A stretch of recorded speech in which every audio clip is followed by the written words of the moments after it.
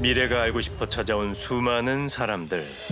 그 중에서도 그 손님은 무척 특별했다고 합니다. 나 그런 날 잡는 건 나 처음 봤네요. 그 아주머니가 자기가 시집을 간다 그랬어. 호래비를 만나가지고 이렇게 그래서 지금 집을 짓고 있는데 이사 가는 날을 잡아야 달래요. 축하드립니다. 아유 그런 경사가 어디 있어? 그래서 나를 잡아줬는데 오늘 제가 또 왔어. 또 왔어? 네. 새 출발을 앞두고 길이를 잡아달라며 철학관을 찾아왔다는 중년의 여성. 하지만 얼마 지나지 않아 그녀는 또 김 원장을 찾아왔다고 합니다. 두 번째 와가지고 이사 가려고 했더니 뭐가 잘못됐대요. 그래서 그런가 보다 했죠. 그다음에 또 잡아줬지. 또 잡아줬더니 또 왔어. 벌써 몇 번째요? 세 번인가 네 번인가 잡아줬어. 가만히 생각해보니까 이상하단 말이요. 여러 번 길이를 잡아줘도 가라는 이사는 안 가고 자꾸만 날짜만 받아갔다는 수상한 손님. 떠나려 하되 떠나지 못한 그녀는 9년째 이 동네에 살고 있었는데요. 영숙 씨는 왜 수년째 탈길만을 하고 있을까요? 이장이 이제 우리 가게를 이 사람을 데리고 왔어요. 땅 팔러 가는 사람이다. 그래서 이제 같이 밥도 먹고 그랬어요. 모든 일의 시작은 운명 같은 한 남자를 만나면서부터였다고 합니다. 3년 전에 사별을 해서 부여 무슨 남자에다가 영정사진을 놓고 외롭게 이렇게 지낸다. 저도 혼자 있는 그런 와중에 마음이 아팠어요. 또 안쓰러운 마음에 돌아가신 영가 성명이 어떻게 되냐 이렇게 천도제를 올렸죠. 남편과 일찍 사별한 뒤 외로운 시간을 보내고 있었다는 영숙 씨. 같은 아픔을 겪는 남자를 위해 영숙 씨는 그의 전처에 천도제까지 올려줬다는데요. 그러던 어느 날 38번 보더니 마음에 들었나 봐요. 직관이는 탑정에 집을 짓는데 우리 공기 준 데 가서 같이 이렇게 지내면 어떠냐. 갑상선 수술한 거 치료하면서 가서 이렇게 지내자 해서 나는 고마웠었어요. 경치 좋은 호숫가 근처에 두 사람이 함께 살 그림 같은 집을 짓고 있다던 남자. 암 수술을 한 영숙 씨를 위해 황토방까지 만들고 있다고 한 그는 수시로 공사 사진을 보내줬다고 합니다. 그런데 이사날 그날을 기다리는데 무슨 핑계를 대요. 아이고 이사 못 가. 비가 엄청 오네. 이사 못 가. 다시 잡아야겠어. 이런 식. 돈이 없어서 맨날 중단이 딘다, 지연이 딘다 이렇게 해서 화재값을 좀 도와주면 같이 살 거니까 돈을 좀 도와주면 어떻겠냐. 그래서 그때 내가 이 암 수술하고 돈이 좀 나왔었어요. 그래서 이제 500, 300, 200. 결국 여러 차례에 걸쳐 약 5,200만 원의 돈을 건넸다는 영숙 씨. 그녀가 남자를 믿은 데는 이유가 있었습니다. 이 사람을 믿었죠. 자기가 시청에서 1인자라고 엑스포 하는 총 관련 팀장이라는 거. 한 달에 받는 월급이 1,210만 원. 지역 신문사 기자이자 시민단체의 대표로 활동하며 때로는 굵직한 사업의 총괄 팀장까지 맡고 있다는 남자의 정체는 60대 송 씨. 각종 언론을 통해 얼굴을 알린 그는 지역의 유명 인사였는데요. 하지만 그 뒤로도 공사는 쉬이 끝나지 않았고 이사 날짜는 차일피일 미뤄지기만 했다고 합니다. 송 씨가 혹시 거짓말을 한 걸까? 17년 9월 29일 날인가 잊어버리지도 않아요. 탑정에 그 일하다가 치러져서 앰뷸런스로 병원에 가서 이제 있다라는. 그래서 내가 이제 가슴이 철렁 늘었지요. 왜냐면 또 이렇게 만나서 잘못해서 죽으면. 자기야, 내 말 잘 들어. 너 옆에 없지? 응. 나 대단한 사기야. 당신한테 모든 걸 해주고 가려고 그래요. 나 그런 거 싫어요. 싫어. 그리고 당신하고 같이 1년이든 6개월이든 편하게 살고 싶어. 네. 알았지? 어쩌면 마지막 사랑이라 믿었던 남자의 투병 소식에 영숙 씨는 가슴이 무너져 내렸다는데요. 그런데 슬픔에 잠긴 그녀에게 청천벽력 같은 전화가 걸려왔습니다. 여기 바꿔 너. 거기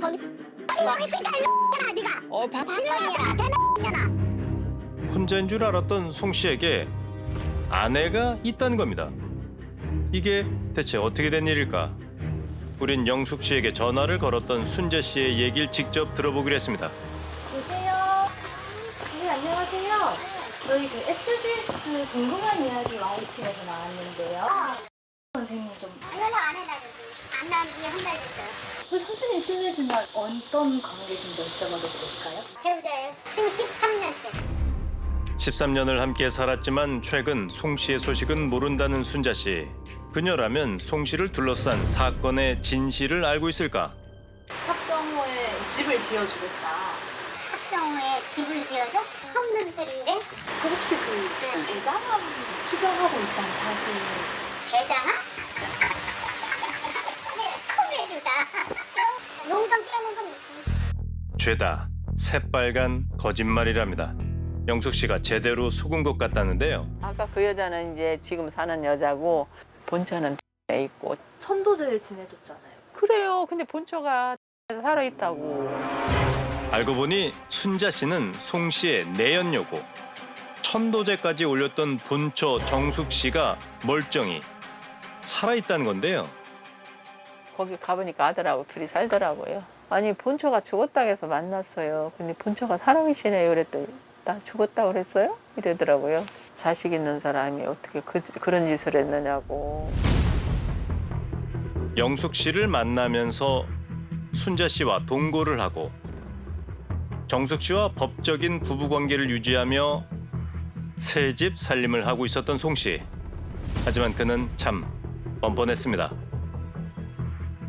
내가 설명을 나중에 해줄 테니까 절대 그게 아니야. 내가 당신 진짜로 조금이라도 거짓말하면 내가 당신 이 칼을 물어주고 내 말 들어. 아니 근데 그리고 그게 아니고 내가 확실한 것은 진짜로 당신하고 내가 평생 살았어요.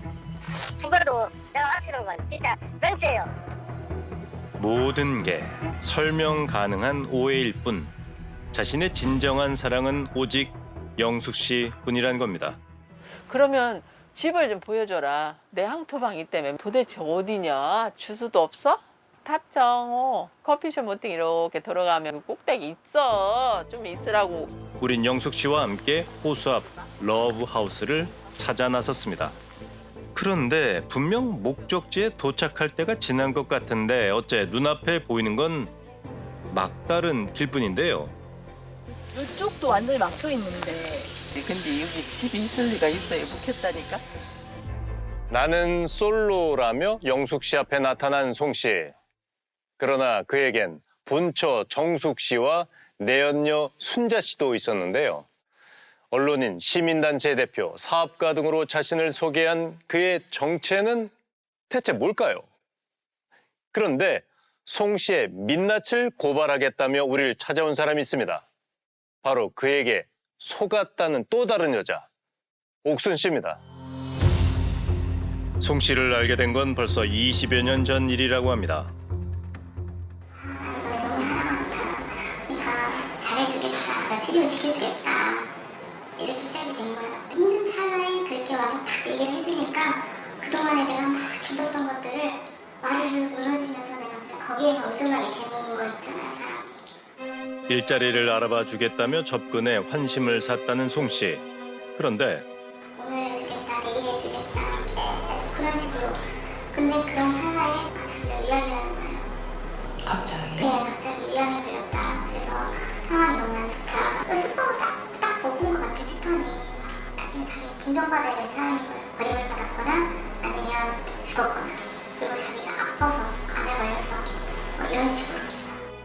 상황이 불리할 때면 어김없이 암에 걸렸다며 잠적을 한 그는 분노가 사그라진 뒤에야 다시 나타났다는데요. 그는 연인에게만 거짓말을 한 게 아니었습니다. 의자를 버리지 않고 자기가 필요하면 직장 소개시켜주겠다. 내가 교수를 시켜주겠다. 진급시켜주겠다. 그리고 또 여기 하시는 분이 있어요. 본인은 아들이 있는데 대학교 교수인가 봐요. 거기서 돈을 좀 갖다 썼다고 하더라고요. 너네 아들 어디든 보내줄게. 그래서 제가 그렇게 알고 있는 사람이 거의 한 8명? 취직, 이직, 승진을 빌미로 금전을 요구했다는 송 씨. 사람들이 그의 말을 믿은 이유는 뭘까? 도착하지 마세요. 원장님이 그 사무실이요. 거기 사람들이 와 대단하다고 그렇게 느낄 거 아니에요. 어떤 시장으로 큰 소리 통화하는 거. 변호하고 통화하고 있고. 주변에 친분 관계, 교수라던가 명함이 엄청나게 많아요. 정치인에서 교수까지 송 씨가 화려한 인맥을 자랑했다는 겁니다. 때문에 그를 지켜본 최 사장 역시 그의 말을 철석같이 믿었다는데요. 우리 집에 한 3년 살았어. 돈 하나도 안 내고 보증금 없이 아파트에서 그냥 왜냐면 자판기 사업을 하자 그래가지고 한 달에 뭐 몇천만 원, 1,400만 원, 1,500만 원 준다고 그랬거든. 같이 사업을 하자는 말에 투자금을 포함해 약 7천만 원의 돈을 건넸다는 최 사장. 그런데 그것을 상무이사를 갖고 막 통화를 해. 또 나중에 확인을 해보니까 고추 농사 짓는 아저씨 그 사람인 거야. 거기다가 그 사람이 이래다 것을 상무이사로 이렇게 해.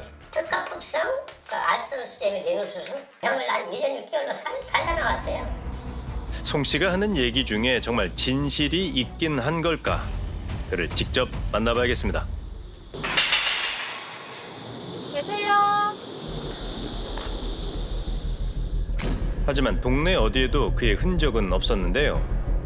시민단체 사무실엔 송 씨가 있을까?